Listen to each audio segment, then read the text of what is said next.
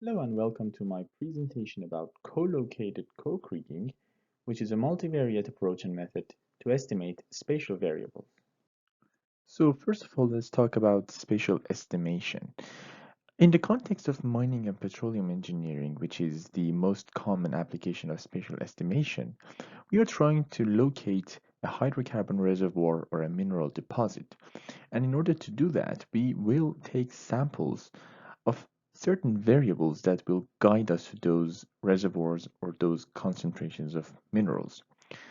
We only collect very few samples of those variables, however, from the subsurface, as you can see in this picture, which is a conceptual model of the subsurface. So now we only have very few samples of those variables, and we must estimate those variables at the entirety of the domain in order to find concentrations of minerals and hydrocarbons. This task and this process is usually referred to as spatial estimation. In the context of spatial estimation, we are constantly trying to use methods that give us more precise and more accurate models of the underground. And the subject of this project, Collocated Cokriging, is also another spatial estimation method, and we are going to review and analyze if this method improves our understanding and our estimations of the subsurface. So we must first start by asking what is exactly kriging. Kriging is a geological extension of multiple linear regression. So in a typical simple linear regression case, we have two variables that are correlated with one another, and we argue that we can make estimations of the response variable using only values of the predictor variable. Using this linear formula, that estimation is possible and it can be proved that linear regression generates the best unbiased estimations of the response variable. In case there are more than one predictor variables, the problem turns into multiple linear regression, which can be seen here, and the weights associated with each predictor variable has to be calculated using the variance-covariance matrix. As can be seen here, grouping the variances and the covariances of all the predicted variables together results in a matrix that we call the variance-covariance matrix. Having the variance-covariance matrix and having the covariance between the response variable and all of the predictor variables, we can solve this system of equations which generates the values for all the weights and enables us to solve multiple linear regression. Now imagine in a multiple linear regression problem that the predictor variables were samples of a spatial variable in a geological domain, and the response variable was the value of that spatial variable at an unknown location. So we are trying to regress the value of the spatial variable at an unknown location using those samples. The problem has just turned into kriging. We need to follow the same steps, calculate the same equations, and we can estimate the spatial variable at any unknown location. In order to solve the Kriging equation, we must find the covariance between different points in space for our spatial variable of interest. The tool that enables us to do that is called the variogram. In order to calculate the variogram, we must first define the major direction of continuity, which is usually based on our geological understanding of the domain, and we pair samples along that direction for different lag distances. And for each lag distance, we calculate the function of variogram, which is this expression. And doing that for different lag distances leads us to the experimental variogram. In the experimental variogram, each point is represented by a scatter plot of all pairs of samples that have formed that variogram point. Having found the experimental variogram in the major direction of continuity, we now have access to a quantitative measure of spatial correlation along that direction. We must also repeat the process for the minor direction of continuity, which is defined as perpendicular to the major direction. And in case we have a 3D dataset, we must also do the same for the vertical direction.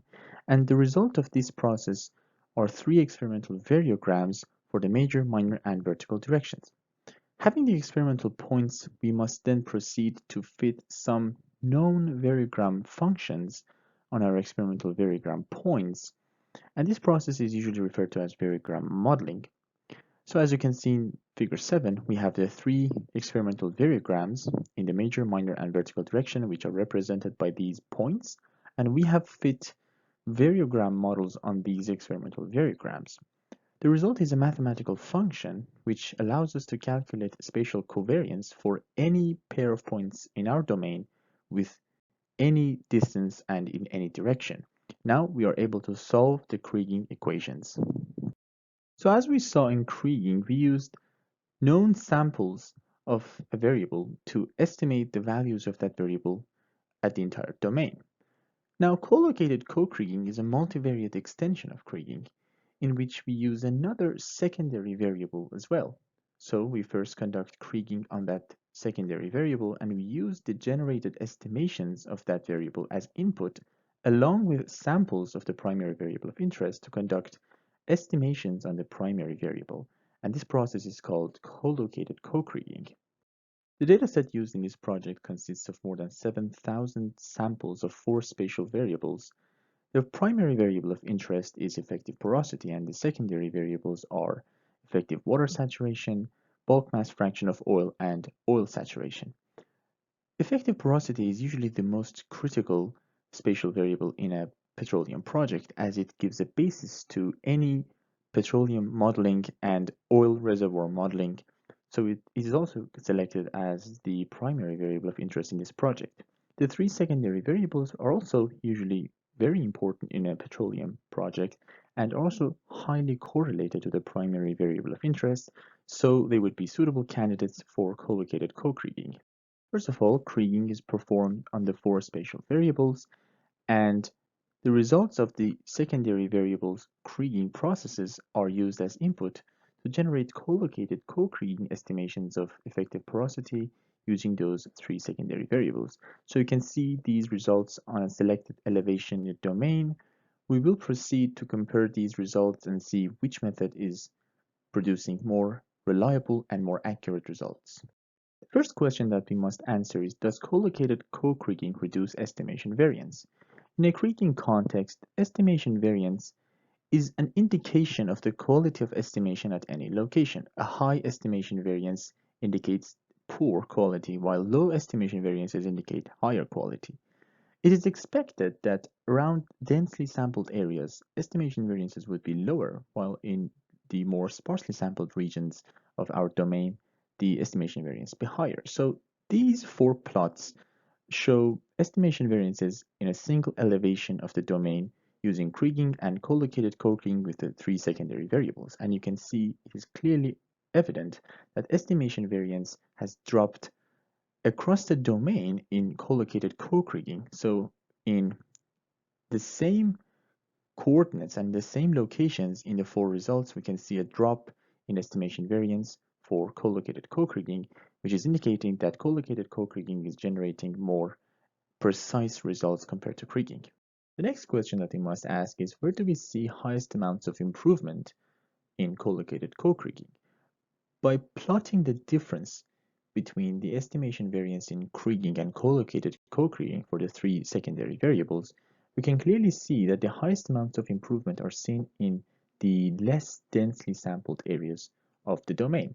This indicates that we see improvements in collocated co-kriging in parts of the domain that we precisely need that improvement the most. The next question that we must ask is, are the estimations in line with reality?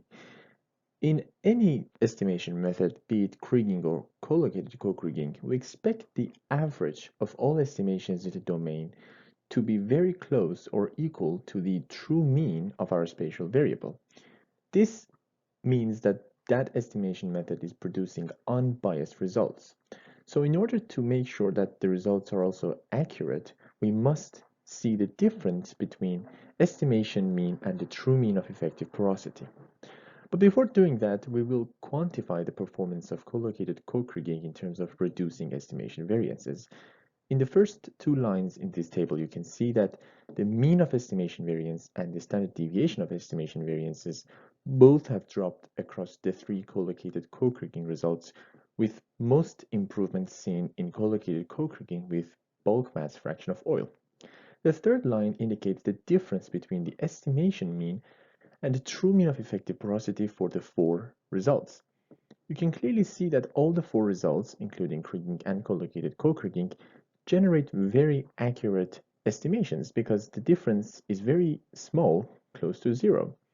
However, unlike estimation variance, the best performance was not seen with bulk mass fraction of oil, but it was seen in collocated Cokriging with effective water saturation.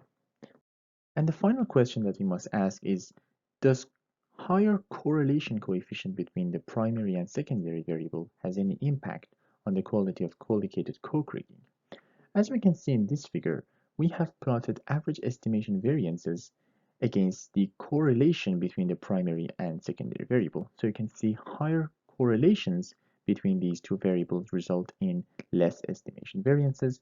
And in case of these two secondary variables, which have the same correlation coefficient, the average estimation variance is almost equal. So there is an inverse relationship between correlation coefficient and the precision of estimation.